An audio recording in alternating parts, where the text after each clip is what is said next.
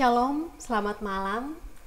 Ya, kita berjumpa lagi dalam acara Ruang Pastori bersama saya Marlin, dan tentunya hari ini saya tidak sendiri.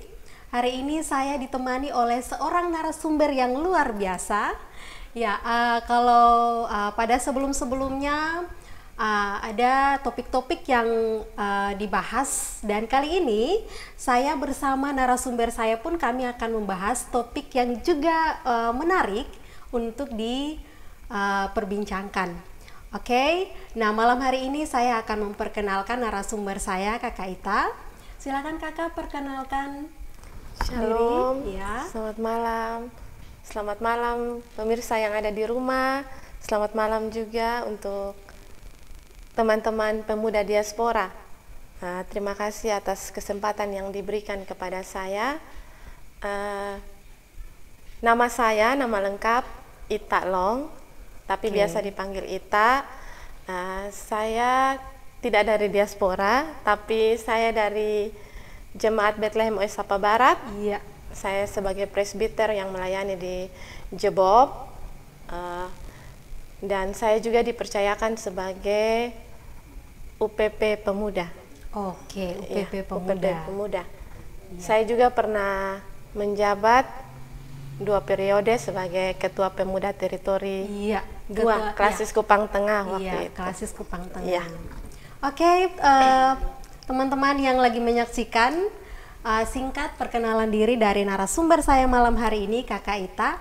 Nah, pada malam hari ini topik yang akan saya bahas bersama narasumber saya yaitu perayaan Paskah di masa pandemi. Ya, sekarang kita sudah mempersiapkan diri untuk merayakan Paskah. Nah, kalau yang kita tahu bersama nih Kak Ita, Paskah ini adalah salah satu momen penting juga ya bagi umat Kristiani. Ya, di mana dalam Paskah kita umat Kristiani merayakan kebangkitan Tuhan Yesus ya.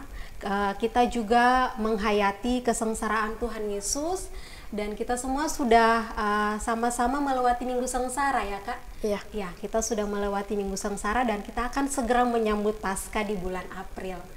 Oke, nah itu adalah pengertian Paskah secara umum nih. Nah, kalau dari Kakak Ita sendiri, menurut Kakak Ita, apa sih arti Paskah buat Kakak Ita sendiri? Ya, kalau saya pribadi, saya punya 3 kata yang mewakili Paskah. Wow, 3 kata teman-teman. 3 3 kata. Oke. Kalau saya itu Paskah itu yang pertama itu pengorbanan. Pengorbanan, ya tentunya pengorbanan. Yesus Kristus telah mengorbankan dirinya untuk menebus segala dosa kita manusia. Kemudian yang kedua itu Paskah itu di situ ada harapan. Kebangkitan Yesus itu memberi harapan untuk kita orang-orang yang percaya kepada Tuhan. Dan yang ketiga itu Paskah itu juga adalah anugerah. Anugerah Tuhan, anugerah keselamatan yang cuma-cuma Tuhan anugerahkan bagi kita. Wow, luar biasa. Jadi ada 3 kata ya Kakak Ita, Iya. Pengorbanan, harapan, dan anugerah. Ya, boleh saya minta tepuk tangan yang luar biasa? Ya, memang benar ya, ada pengorbanan Tuhan juga di dalamnya. Kalau Tuhan tidak berkorban, ya tidak mungkin kita bisa memperoleh kehidupan yang begitu luar biasa. Dan ada harapan dan juga anugerah ya. Pengorbanan Tuhan itu anugerah ya buat kita. Oke. Nah, Kakak Ita, kalau kita melihat, tidak hanya kita melihat tapi kita merasakan juga sebelum adanya COVID ya. COVID kalau dilihat, dirasakan itu seperti merubah segalanya, merubah tatanan hidup kita ya. Ya, apalagi dalam hal kegiatan-kegiatan gerejawi. Nah, di sini kita umat Kristen, kita dibatasi. Ruang kita dibatasi untuk melakukan berbagai macam kegiatan yang normalnya biasa kita lakukan ya, perayaan-perayaan seperti itu. Nah, kalau Paskah ini COVID kita sudah lewati 1 tahun yang lalu, kita sudah pernah lewati, dan kita lewati dalam masa pandemi juga. Tidak ada kegiatan-kegiatan ya, kita dilarang untuk melakukan berbagai macam kegiatan di gereja. Nah, mungkinkah ada yang berubah atau maknanya ya, Kak, maknanya apa sih perbedaan makna Paskah sebelum dan sesudah pandemi? Ya, baik Kak Marlin. Kalau menurut saya, makna Paskah itu bagi saya tidak berubah. Mau sebelum pandemi sampai dengan kita pada masa pandemi, makna Paskah itu tetap. Tapi mungkin yang kita maksud itu adalah mungkin perayaan atau ibadah-ibadah yang kita lakukan. Ya, kalau sebelum pandemi mungkin kita perayaan Paskah kita itu sangat meriah. Iya. Euforia Paskah itu ada di mana-mana. Apalagi kita yang di Kupang ya. Sudah pasti kita perayaan itu yang heboh, yang luar biasa. Iya, luar biasa. Bahkan itu melibatkan banyak orang sekali. Kita ada pawai Paskah, mungkin pawai Paskah Sinode, itu ribuan orang berkumpul untuk merayakan Paskah. Kemudian di gereja-gereja juga mungkin ada ibadah fajar, ibadah Paskah subuh, biasanya kita pawai obor rame-rame. Terus kalau anak-anak sekolah minggu biasanya ada mencari telur Paskah dan sebagainya. Itu pada saat sebelum pandemi kita merayakan dengan benar-benar sangat meriah. Tetapi ketika pandemi berlangsung, kita ada dalam masa pandemi, maka perayaan kita yang sebelumnya meriah itu akhirnya tiba-tiba kita harus mengikuti apa yang sudah ada. Kita merayakan Paskah di rumah saja. Bahkan tahun lalu itu kalau tidak salah, semua gereja-gereja di mana-mana itu kita merayakan Paskah secara daring, secara virtual, tidak bertemu satu dengan yang lain, tidak dalam gedung gereja, tapi kita merayakan Paskah di rumah kita masing-masing. Mungkin itu yang sangat terasa berbeda sekali. Ya, terima kasih Kak Ita, luar biasa. Saya merasa saya juga dapat pelajaran juga ya di sini, bahwa memang benar ya. Kalau sebenarnya itu memang makna Paskah itu sebenarnya tidak berubah ya, karena Tuhan Yesus selalu ada dalam hati kita, maka tidak ada yang berubah sebenarnya. Tempatnya itu yang berubah ya. Kita merayakan Paskah kan biasanya di gereja. Nah sekarang kan berubah harus di rumah. Mungkin tempatnya yang berubah ya, tapi maknanya tidak. Luar biasa ya. Ya, tidak hanya merayakan Paskah ya, bahkan sekarang kalau bertemu pun kita tidak bisa berjabat tangan. Salam corona. Tidak boleh berciuman.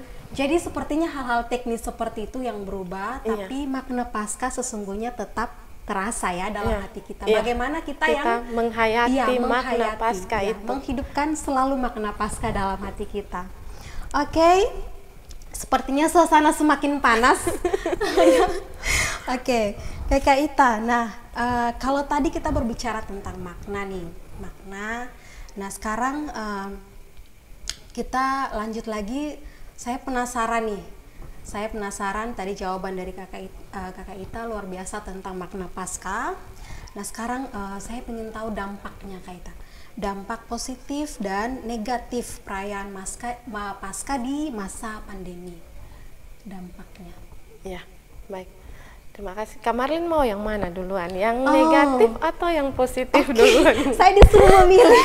Teman-teman, malam ini saya disuruh memilih. Adakah teman-teman mau memberikan pilihan dari rumah? Oke, kalau saya mungkin dari negatifnya dulu. Yang tidak baik duluan ya. Baik. Ya, baik. Kalau dari saya itu, kalau yang negatifnya itu mungkin yang pertama itu perayaannya menjadi tidak semeriah yang dahulu. Kemudian itu sesuatu yang tidak biasa. Akhirnya terkadang semangat Paskah kita menjadi menurun. Semangat pelayanan itu menjadi menurun. Kemudian ini karena perayaannya secara virtual, tidak bertemu satu dengan yang lain, kita dibatasi oleh tempat dan juga waktu, maka seringkali perayaan Paskah itu menjadi tidak kreatif dan tidak inovatif. Benar ya. Tidak ada kreativitas lagi yang bisa dilakukan. Tidak ada kreativitas dan inovatif karena kita tidak saling berjumpa, kita tidak boleh saling bersama, akhirnya perayaan Paskah kita menjadi yang biasa-biasa saja. Mungkin seperti itu. Oke, itu dampak negatifnya ya teman-teman. Jadi Ya, memang kita tidak bisa bertemu. Mungkin kita bisa mengkreatifkan diri kita, Iya. menginovatifkan Iya. diri kita sendiri dari rumah Betul sekali. untuk menyambut Paskah ya. Oke, kalau tadi negatif, sekarang positifnya nih, saya semakin penasaran. Ya, kalau positifnya ada banyak. Ya. Positifnya itu kalau kita bisa lihat mungkin persekutuan kita di dalam keluarga itu semakin erat. Iya, betul. Iya. Kebersamaan kita ada dalam ibadah Paskah bersama di dalam keluarga itu lebih terasa. Kalau sebelumnya mungkin kita ke gereja di dalam rumah kita sendiri, mungkin ada yang tidak bergereja di hari Paskah. Tetapi ketika kita merayakan ibadah Paskah di rumah, maka tentunya semua anggota keluarga dalam rumah juga ikut beribadah. Kebersamaan di dalam rumah itu lebih terasa. Kemudian kalau dari segi anggaran atau ekonomi ya mungkin ya, kalau kita dahulu itu sebelum masa pandemi kita jor-joran, kita keluarkan dana yang besar, anggaran yang besar untuk merayakan Paskah. Beli beli itu, apalagi belum ada ini, di gereja harus dekorasi gereja, harus belum lagi misalnya sebelumnya kita ada pawe-pawe Paskah atau sebagainya, itu kita pasti harus persiapan yang maksimal. Dana yang keluarkan itu harus lebih banyak. Dengan adanya pandemi Paskah, perayaan Paskah yang di rumah saja dan membatasi kita untuk tidak berkumpul, maka anggaran yang kita keluarkan juga mungkin akan sedikit berkurang, bahkan banyak berkurang untuk itu. Kemudian satu lagi juga biasanya itu ada anggota keluarga dalam rumah yang malas ke gereja. Tapi dengan adanya pandemi, ibadah di rumah-rumah, yang malas itu menjadi rajin. Itu mungkin pengalaman juga ya yang ada di sekitar kami seperti itu. Teman-teman pasti beta yakin teman-teman di sini semua rajin-rajin ya, tidak malas-malasan. Kemudian yang berikut itu dampak dari pandemi COVID ini, tidak ada membedakan antara yang besar dan kecil, semuanya boleh merayakan Paskah secara bersama-sama. Di rumah tangga kita berkumpul bersama-sama. Kalau dulu anak kecil dengan anak kecil, pemuda dengan pemuda merayakan Paskah, orang tua dengan orang tua, tetapi sekarang itu tidak ada pembedaan, sama-sama menjadi satu untuk kita sama-sama merayakan Paskah. Mungkin itu saja dari saya. Oke, ya jadi itu dampak positifnya teman-teman. Nah memang kalau kita lihat pandemi ini memang banyak orang yang berpikir ada orang-orang yang berpikir lebih ke arah negatifnya seperti tadi yang Kaita jelaskan, dampak negatifnya. Tapi ada juga orang-orang yang coba mengambilnya dari sisi positif ya, seperti tadi yang sudah Kaita sampaikan juga. Nah dampak positifnya itu saya tertarik yang apa yang disampaikan Kaita tadi, bahwa mempererat hubungan kekeluargaan ya. Ya, jadi dalam rumah biasanya kalau perayaan Paskah di gereja ada yang sibuk nih, capek, lalu beralasan dan kemudian tidak ikut merayakan Paskah di gereja. Sekali. Tapi kalau dalam masa pandemi seperti ini, ya kita merayakannya di rumah dan semua anggota keluarga bisa berkumpul bersama-sama, beribadah bersama-sama. Mungkin setelah itu makan Paskah bersama-sama. Makan malam bersama, luar biasa. Nah, jadi sebenarnya kalau kita mau melihat bagaimana COVID ada di sekeliling kita, kita seharusnya bisa menarik dampak positif seperti tadi yang Kaita jelaskan, bahwa COVID ini juga membawa sesuatu yang merubah kita, yang merubah kehidupan kita. Mungkin secara kasat mata tidak terlihat ya. Seperti tadi yang Kaita bilang, bahwa mendekatkan ya. Kalau biasanya kita sibuk, kita menggunakan kesibukan kita untuk tidak menghadiri panggilan Tuhan. Ya, tapi dengan adanya COVID, semua orang di rumah, semua orang dirumahkan, yang bekerja pun dirumahkan, yang sekolah dirumahkan, semuanya dirumahkan. Maka semua orang bisa mengikuti panggilan atau menghadiri panggilan Tuhan Yesus ya, Kaita. Nah teman-teman, itu dampak positif dan juga dampak negatif. Jadi mari kita perbaiki pola pikiran kita bahwa sebenarnya COVID itu tidak hanya bawa dampak negatif saja ya, tapi juga membawa dampak yang negatif, positif. Terima kasih Kakak Ita, terima kasih. Oke, nah kita lanjut ke pertanyaan yang berikut nih. Kalau tadi kita berbicara tentang dampak, nah sekarang mungkin ini ada kaitannya juga ya. Hal-hal yang hilang dari pasca selama masa pandemi. Ya, mungkin ini dari Kakak Ita sendiri nih, mungkin Kak Ita merasa dalam merayakan pasca di masa pandemi ini adakah satu hal minimal atau dua hal penting yang mungkin menghilang seperti itu? Iya, kalau dari saya itu yang paling utama yang menghilang itu mungkin adalah persekutuan. Ya, benar ya. Persekutuan. Karena biasanya kita bersekutu bersama-sama di gedung gereja. Karena pandemi, akhirnya kita bersekutu tapi dalam lingkup yang lebih kecil di rumah tangga masing-masing. Itu yang pertama, persekutuan mungkin agak menghilang, tapi tidak sepenuhnya menghilang. Kemudian seperti yang tadi saya sudah bilang tadi, bahwa dengan adanya pandemik ini, liturgi kita menjadi tidak kreatif dan tidak inovatif. Karena apa? Karena di mana-mana itu liturgi kita untuk beribadah itu liturginya dipersingkat. Ya, kalau dulu kita biasanya perayaan Paskah itu ada drama-drama Paskah di dalam gedung kebaktian yang mengantar kita untuk masuk dalam ini liturgi atau pemberitaan firman. Tetapi dengan adanya pandemi, liturgi kita menjadi singkat. Akhirnya tidak inovatif dan tidak kreatif. Kemudian yang itu lagi, pawai Paskah kita tidak bisa jalan. Ibadah Fajar juga tidak bisa ibadah bersama-sama, memeriahkan Paskah, pawai obor juga itu tidak ada. Mungkin drama-drama kesengsaraan juga yang dulunya itu begitu ramai dan kita boleh mengenang ini kesengsaraan Tuhan lewat itu, tetapi dengan adanya pandemi itu menghilang dan akhirnya mungkin anak-anak kita yang masih kecil tidak bisa melihat kembali itu drama-drama yang ada. Biasanya kalau sebelum Paskah, kalau hari-hari seperti ini, minggu-minggu seperti ini, gereja itu penuh ya? Iya, bukan penuh, lagi mempersiapkan segala sesuatu ya. Gereja itu sudah dihias, sudah didandani seindah mungkin. Banyak juga pemuda-pemudi, ada juga kaum bapak, kaum ibu yang mulai nih saling mempertimbangkan nih apakah yang akan dilakukan untuk menyambut perayaan Paskah. Tapi keadaan sekarang ya saya rasa teman-teman semua di rumah juga merasakan bahwa gereja kita terlihat sepi ya, seperti gedung tak berpenghuni seperti itu. Ya, tapi tidak sehoror itu ya teman-teman. Oke, kemudian yang berikut adalah liturgi kita ya.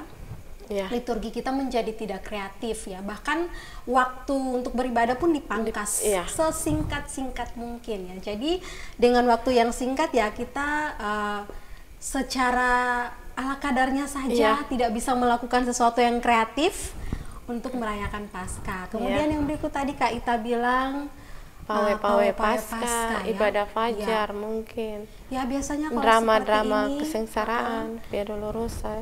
Sudah masing-masing pemuda sudah mempersiapkan segala sesuatu yang akan dipamerkan. Ada lomba-lomba Paskah mungkin. Jadi biasanya kalau Paskah gini, paman-paman dan bibi itu telurnya habis ya. Telur pasar, telur habis ya. Karena semua orang mencari telur ya. Telur tiba-tiba menjadi viral gitu kalau ketika Paskah. Oke, jadi teman-teman balik lagi ya, entah dampaknya baik negatif maupun positif, kemudian hal-hal yang hilang, tapi seperti tadi Kak Ita bilang bahwa makna Paskah sebenarnya tidak pernah hilang ya. Itu balik lagi ya, maknanya tidak pernah Paskah hilang. itu harus tetap ada dan tidak berubah. Oke. Wow, luar biasa. Oke Kak Ita, kita lanjut ya. Pertanyaan yang berikutnya, tadi kita berbicara tentang hal-hal yang hilang dari Paskah selama masa pandemi. Yang berikut nih, saya pengen sekali penasaran dari Kak Ita. Usul dan saran nih, bagaimana kita menjadikan Paskah itu tetap terasa nih. Kalau tadi kan kita bilang ruang gerak kita dibatasi, liturgi dan segala hal kita dibatasi. Nah, mungkin ada usul dan saran nih dari Kak Ita, bagaimana kita menjadikan Paskah itu tetap terasa walaupun kita harus melewati segala sesuatu yang dibatasi seperti ini. Ya, kalau usul saran mungkin dari saya, karena kita kebanyakan itu untuk pada masa pandemi itu kita perayaan Paskah di dalam keluarga, kita dibatasi untuk berkumpul dan sebagainya, maka mungkin kita buat lomba. Lomba itu misalnya lomba antar keluarga, bisa lomba drama mungkin dalam antar keluarga saja ya, dalam lingkup keluarga, atau mungkin kita bisa lomba dekorasi rumah mungkin. Wow, ya. Dekorasi rumah bernuansa Paskah mungkin, atau kita buat lomba-lomba yang secara online, secara virtual, karena kita tidak bisa berjumpa ya. Itu misalnya yang pertama, kita buat lomba di dalam antar keluarga. Kemudian yang kedua, mungkin kita buat lomba juga secara online. Kita mungkin bisa misalnya lomba ranking 1 secara online. Lomba ranking 1 nah, bagi online. Teman-teman yang ini inovasi baru ini bisa sambil mencatat ya. Ide-ide kreatif dari Kakak Ita bisa sambil mencatat mungkin. Ya. Selain itu mungkin tadi sudah ada lomba drama antar keluarga atau lomba dekorasi rumah antar keluarga. Terus yang berikut itu usul saran untuk kita membuat liturgi ibadah yang lebih kreatif dan boleh melibatkan semua anggota keluarga. Jadi semua yang terlibat itu bisa terlibat secara aktif dan liturginya tidak dipersingkat, lebih kreatif lagi. Ini masing-masing keluarga, anggota keluarga punya peran. Ya, mungkin seperti itu. Tambahan lagi satu, mungkin setelah kita merayakan Paskah di rumah bersama keluarga, kita ada menyiapkan makan bersama keluarga untuk lebih mempererat persekutuan dan kebersamaan dalam keluarga.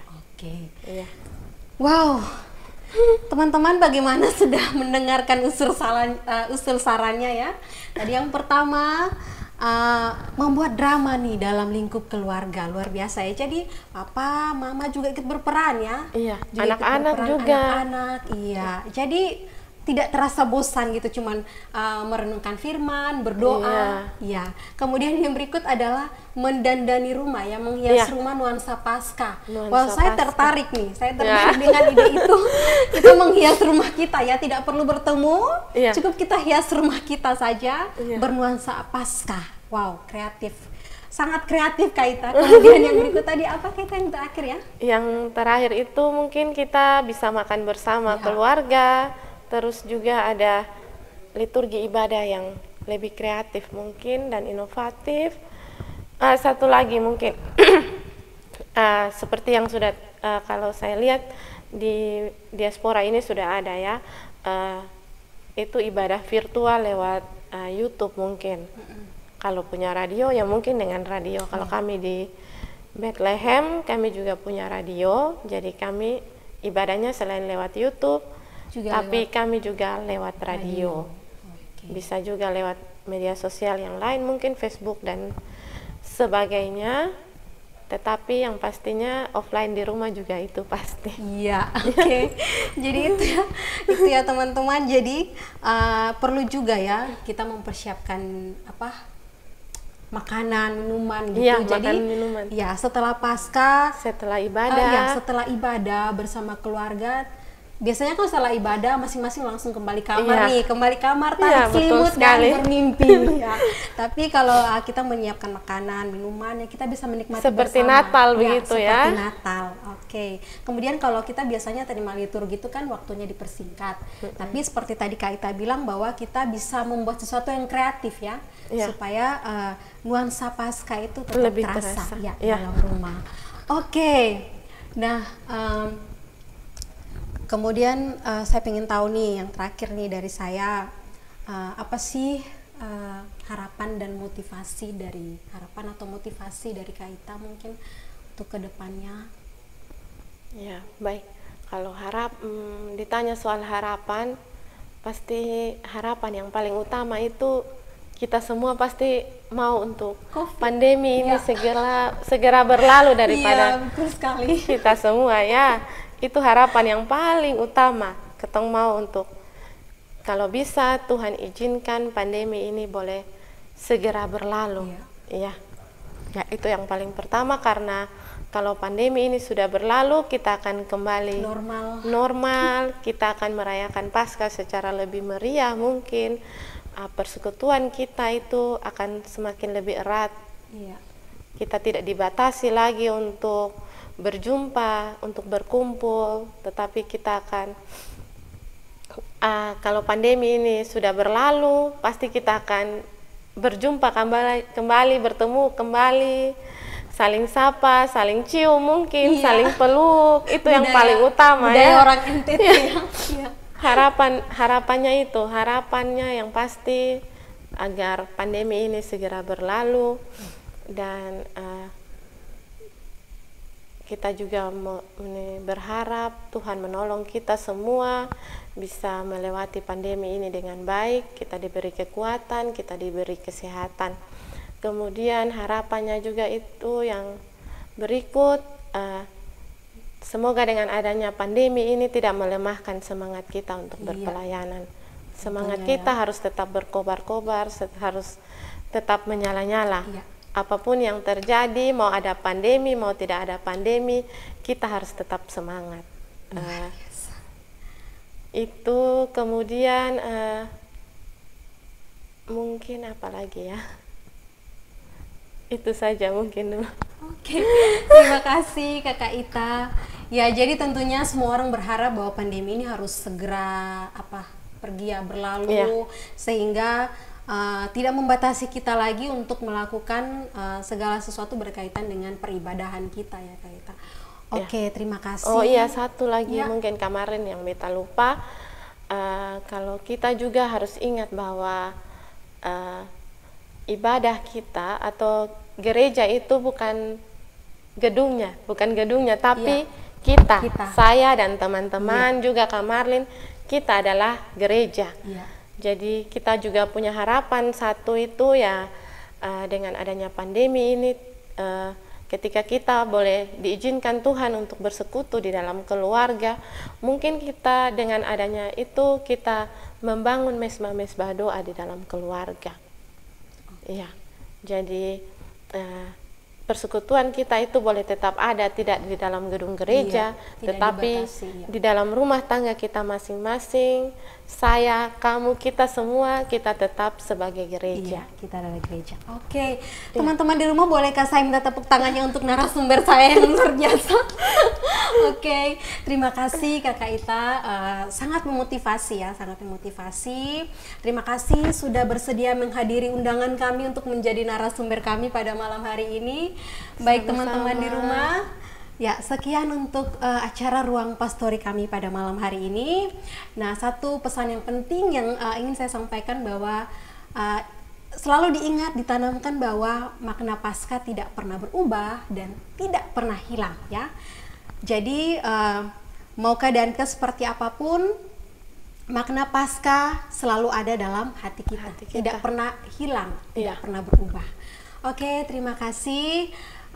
Harapan kami adalah semoga bincang-bincang kita pada malam hari ini dapat memotivasi teman-teman, semua orang di luar sana untuk semakin berhikmat menyambut perayaan Paskah yang akan segera berlangsung.